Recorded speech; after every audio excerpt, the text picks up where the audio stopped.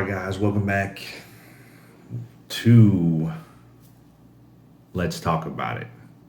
I think I'm going to change the name. I'm really feeling a little bit of a rebranding thing. Coming in hot is great. I love it. However, I don't necessarily come in hot all the time, but I do like to talk about it. Rocking the Earl Campbell, Houston Oilers today. So on that note, let's go ahead and dive into some of this news, and then I'm going to cover a little bit of a topic later on that I want to discuss with everybody. First things first, Carolina tight end Ian Thomas gets re-signs with a 3-year, $16.5 million deal. Good news for him. Very good blocking tight end.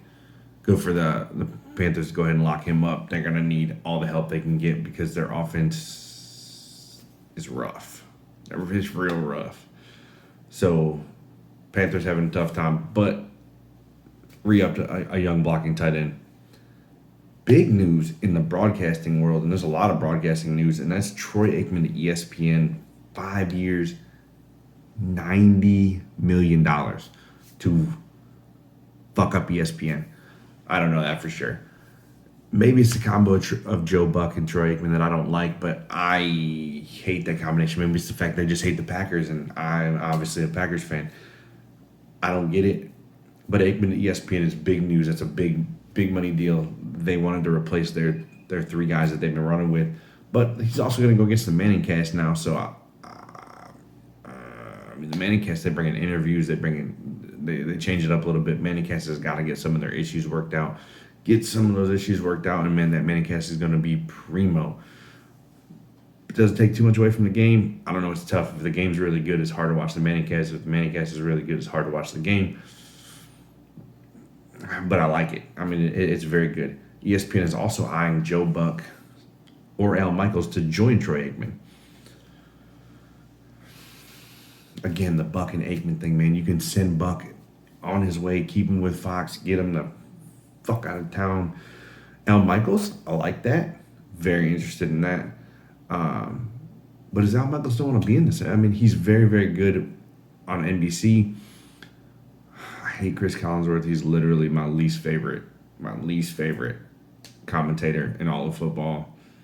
He's not fun to listen to. He annoys the ever-loving shit out of me. When he was on Madden, I wanted to lose my mind. Gus Johnson is the greatest commentator in all of football. Gus Johnson is the fucking man. If you don't know who Gus Johnson is, look up any calls of his on YouTube. I guarantee you he is the greatest. He does college football now. He is the fucking man. All right, so on top of that as well, San Francisco GM John Lynch was approached by Amazon. He said, no, not going to do it. They talked about a deal with Amazon. He decided against it ultimately. Sean McVay, not pursuing TV. Wants to run it back. All right, so let's talk about these NFC West peoples. Let's talk about these NFC West peoples, because if I'm John Lynch and I've just built an absolutely phenomenal team year in and year out, had a little blip there a couple of years ago. Last year, make the playoffs. Beat the Packers, go on to the NFC Championship game, lose. You're building somewhat of a dynasty.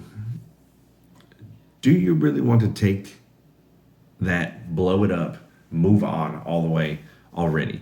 It's the same goes to Sean McVay. Like, you just won a Super Bowl. Do you want to take? Now, they offered him, I think, $100 million. It said Amazon offered him $100 million. Fucking insane. Of course, if I'm Amazon, I want Sean McVay. Why wouldn't I? But what sense does it make to leave the Rams?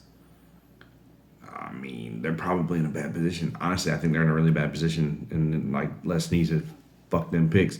But guess what?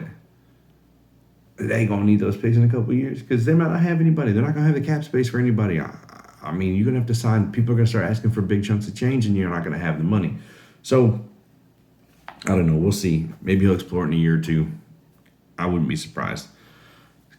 Let's stay in the NFC West. Kyler Murray, Arizona Cardinals, apparently on the same page. Are you sure? Because I highly doubt that. I don't think Kyler Murray and the Cardinals are on the same page. I think for purposes of this conversation that you and I are having right here, I'm gonna call bullshit. I think that Kyler Murray is a little pissed off that he hasn't gotten paid yet, and the Cardinals are a little pissed off that he ain't winning games yet the way he should be, or the way that they expected him to be. And honestly, whose fault is it really? Cliff Kingsbury. I mean, come on, let's be honest. What's the one common denominator between the Cardinals and Kyler Murray? Cliff Kingsbury. He could be the issue. Now, Cliff Kingsbury said, I'm not leaving college football to go to the NFL. But if I was, I would draft Kyler Murray. You drafted Kyler Murray. You put him in position to succeed at times. He does. And then whenever all of a sudden you rip off a bunch of games, you have one bout of issues. One game you lose. And then what do? You fucking fold like a tent. Fold like a tent. You got fucking game plan goes out the window. Whole fucking life goes out the window. And you just decide, oh man, you forgot how to coach, forgot how to give a shit, and you forgot how to call plays. Whatever. Cliff Kingsbury, you're the problem. You are the problem. And I'll live and die by that. All right. Eric Bieniemy, staying in Kansas City. Offensive coordinator. Good. I guess now we're going to talk about Bieniemy here in just a minute because I'm going to talk about some coaching stuff. I'm glad he's staying in Kansas City. I was really hoping that he would have gone to like the Saints to be their offensive coordinator and call plays. I thought that would have been a perfect fit. I really would have liked that. But we can get into that in a second. Also, coming back to Kansas City, Matt Nagy, former head coach of the Chicago Bears, former offensive coordinator for the Kansas City Chiefs, coming back to coach quarterbacks.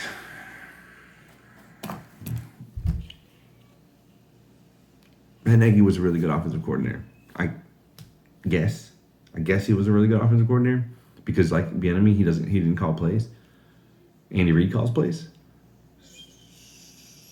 So is Matt Nagy going to ruin Mahomes like he did Trubisky, who played decently well with Buffalo?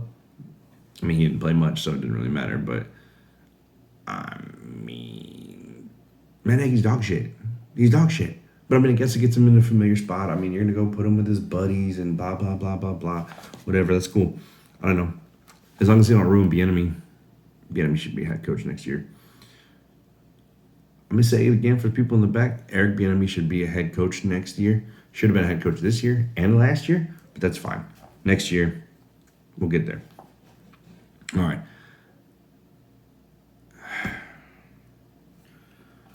Aaron Rodgers' decision is coming soon. Is it sooner rather than later? Likely before the tag deadline, in which the Packers will probably franchise Devontae Adams because he's not going anywhere. They'll do their cap gymnastics. They've already started. Aaron Jones got bonus money up front. Kenny Clark got bonus money up front. They freed up about $14 million. Now, of 50, 15 out of 50, not a big dent. But a dent, nevertheless. Rodgers' contract will make a big deal. Devontae's contract will make a big deal. Plenty of people to work with. Okay, so Rodgers' decision coming soon.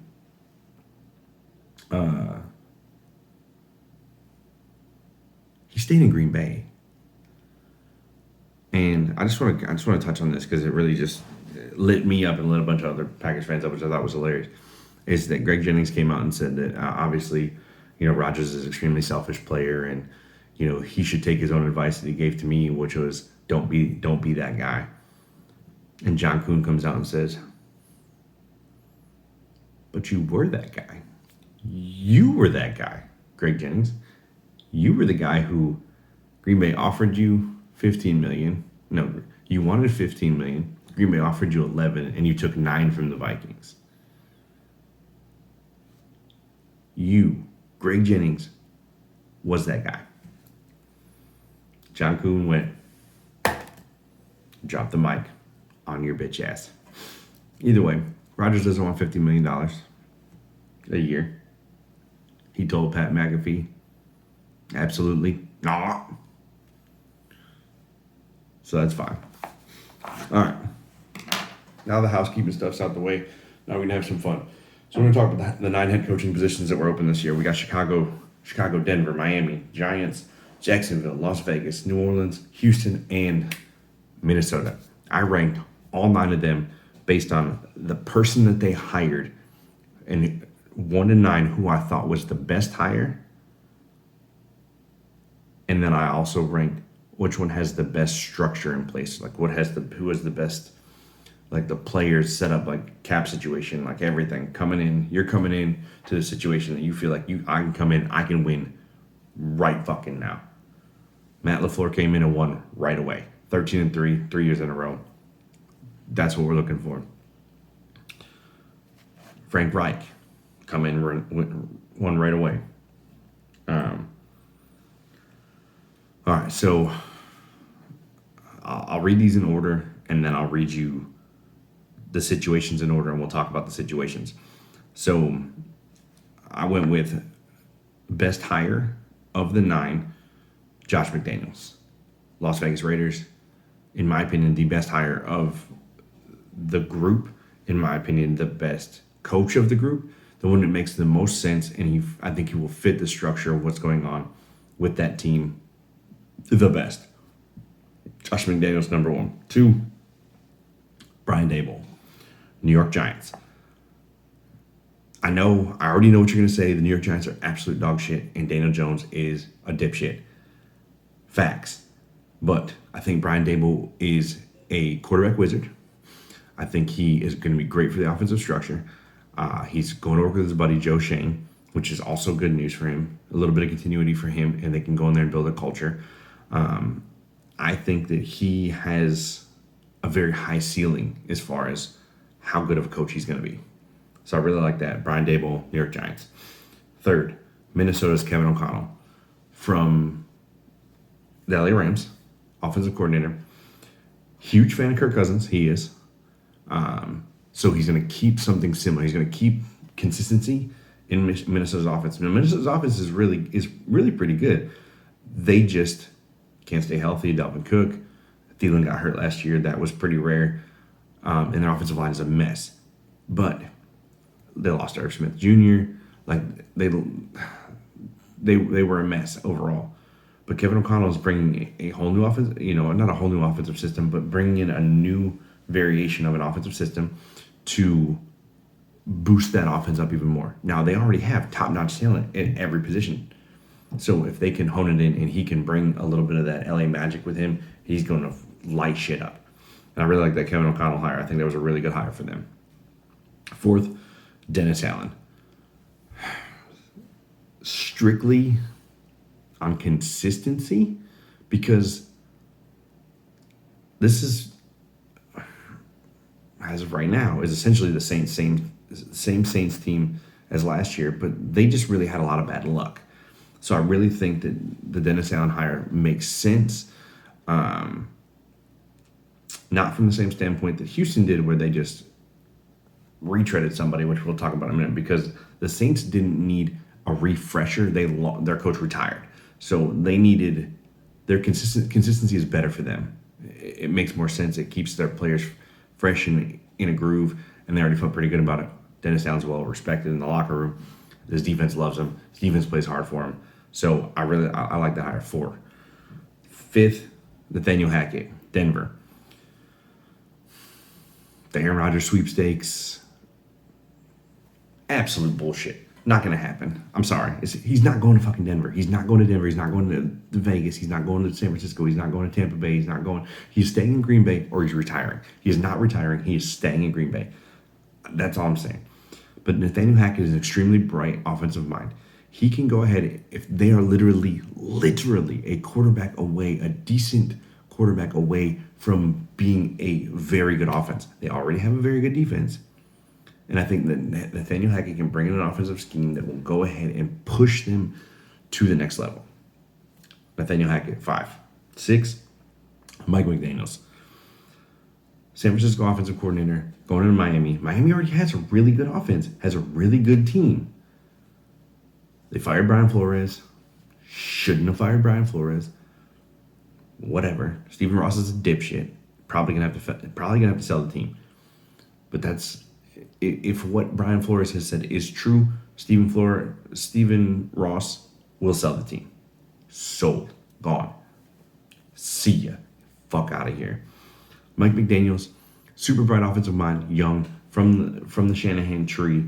And if he can go in there and do some great things with Tua, go in there and take what he learned with Trey Lance and turn it into Tua, who's already a little bit more polished, and just build a nice offensive system around that team. They have some young wide receivers. They have some young running backs. They can really put some stuff together, and they already have a really good defense. Fuck, man. You're all set up. Let's fucking go. Mike McDaniels, 6. 7. Doug Peterson in Jacksonville. I fucking hate this hire. Nothing against Doug Peterson. Nothing against Doug Peterson at all. Fuck you, Doug Peterson. This should have been Byron Leftwich job. Trent Baalke, fuck you. You're a piece of shit. You shouldn't even be there.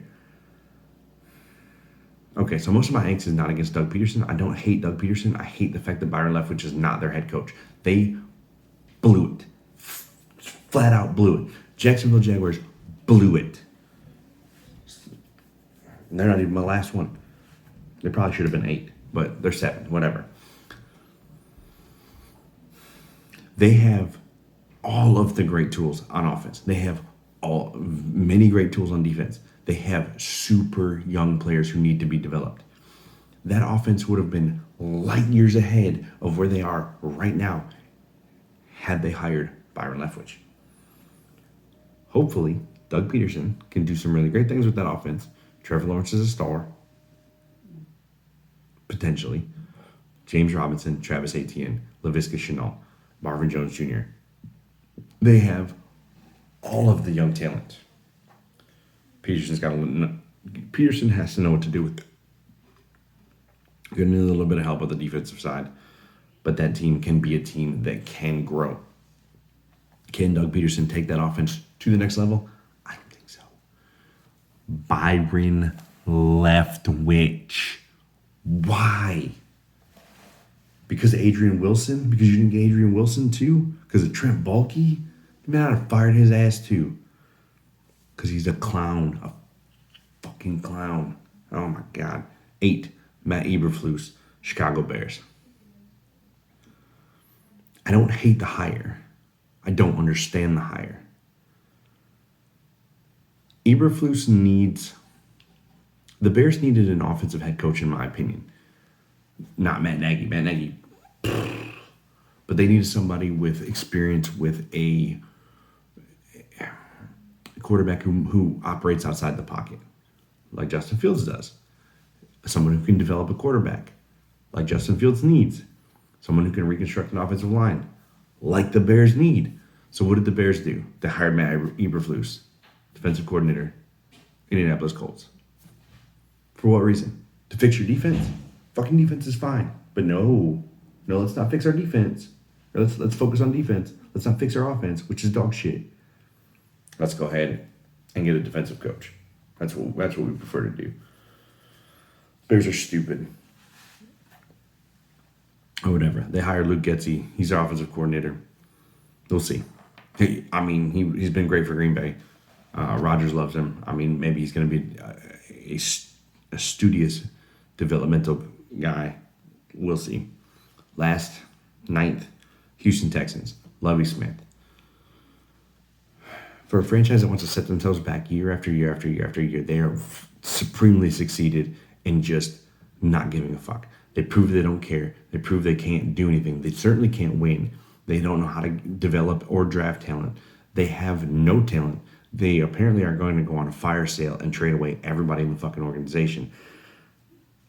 They need an organizational reset. So what did they do? They fired David Culley after one season. One fucking season. And what did they do with that? They wanted to hire Josh McCown. Josh McCown? The backup quarterback? Stupid as fuck. The Houston Texans are idiots. They hired Lovie Smith. Why did they hire Lovie Smith? Because they wanted to hire Josh McCown, but because there was pressure for them to hire a minority coach, because there had only been one Minority coach Mike McDaniels hired. So they fired a minority coach and then promoted his assistant. So your team sucks. And what we're going to do is, guess what? We're going to fire this guy and we're going to hire his buddy. Makes perfect sense. Lovie Smith was not a great coach for the Chicago Bears. He was. Actually, I lie. He was a great coach for the Chicago Bears for a while and a couple of years with the Bucs. Not anymore. Shouldn't be. No, he shouldn't be. They fucked that up. 9th. All right. Best situations. Number 1, Las Vegas. Established quarterback, Derek Carr. Solid young wide receivers. Solid young tight end. Solid offensive line. Solid defense. Josh McDaniels acquired, in my opinion, the most equipped franchise going forward with the Las Vegas Raiders. I mean, they are set. They are set at almost every position there is. If he can just help them rein it in and put it all together, the Las Vegas Raiders will be scary. And they made the playoffs. And they beat the Chargers. I mean, Las Vegas Raiders could be primo, and they could be in a really, really good position this year. 2, Minnesota. Kyle already loves Kirk Cousins. He's already set up and ready to go with him. They have all the pieces in place. They just can't get past the boogeyman, Aaron Rodgers, and overtake that division. Inconsistent. Kirk Cousins is inconsistent as fuck. If Kevin O'Connell can rein his ass in a little bit and get him in a better position to make plays, they're being in good shape. Justin Jefferson, Adam Thielen, Irv Smith Jr., Dalvin Cook. They have all the pieces in place. They are the second best setup, in my opinion, in the league. The cap situation's not in bad shape. Really, there's only really one team in here with cap situation is rough. There's really only 2 teams in here that I had zero confidence in going forward. All right, 3, Miami. Miami is already in a good situation. They already have a young quarterback. They already have good young talent at the skill positions. Their offensive line is already pretty good. Their defense is already pretty good. Mike McDaniel just needs to go in there and help them win games. If he can help Tua rein himself in a little bit, not be so inconsistent, and they can win games, shit, Miami Dolphins will be set for years. 4, Denver, Nathaniel Hackett. Now I said it, they already have great wide receivers, a very good defense, a very good offense. They are a quarterback away from being set up. They're not getting Aaron Rodgers. It doesn't matter. Like, stop talking like they're getting Aaron Rodgers or Devontae Adams. No, they're not. 5, Jacksonville. Jacksonville's talent level on the field is excellent. They need development. Up to Peterson. Should have been Leftwich. 6, I've got Chicago. Potentially got your franchise quarterback. You have no receivers. You have a horrible offensive line. You've got a good running back situation. Your defense is okay. If I'm the Bears, Khalil Mack's got to go. I need space. I need to clear up some space. I need some draft picks. I need offensive line help. I think it's a bad situation. Getsy's got his work cut out for him. Eberflus says his work cut out for him. And they have a whole new Ryan Poles. Which Ryan Poles grew up apparently like 10 minutes from where I grew up at the same time. Interesting. Didn't know that. It was a wild scenario. Would have never expected them. But I still hate the Bears. I still hope they suck. All right, 7, New Orleans Saints. Don't have a quarterback. Are like $80 million over the cap. $70 million over the cap. It's just a bad situation. Don't have a quarterback and you're $80 million over the cap. Your quarterback is a scat back, is a H-back. Your star wide receiver, Michael Thomas, didn't play last year, and he probably wants to get paid more. I mean, you want to talk about cap gymnastics, New Orleans Saints, cap gymnastics. That's just a bad situation for them from a financial standpoint. I think once they clear up the quarterback situation and somehow clear up this cap situation, that actually won't be that bad of a spot. 8, New York Giants. As much as I like Brian Daboll, I think it was a great hire. Unless he can do things with Daniel Jones like he did with Josh Allen, they're screwed. They didn't even have enough cap space to field a 53-man roster for the final week last year. So let me just tell you that the New York Giants are idiots. But it's a whole new regime. Joe Shane, Brian Daboll, see what they can do with Daniel Jones, see if they can get Saquon Barkley back healthy again, their wide receiving core healthy, because all of them were hurt last year. They got their work cut out for them, and that defense is atrocious. Last but not least, do you know who it is? I know who it is because I wrote it down. Who is on my 9th worst situation of the 9 head coaches? There's only one team left. It's the Houston fucking Texans.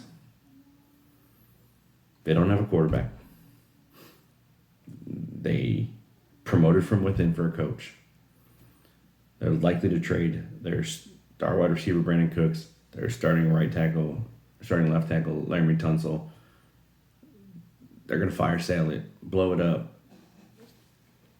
Who cares? See you.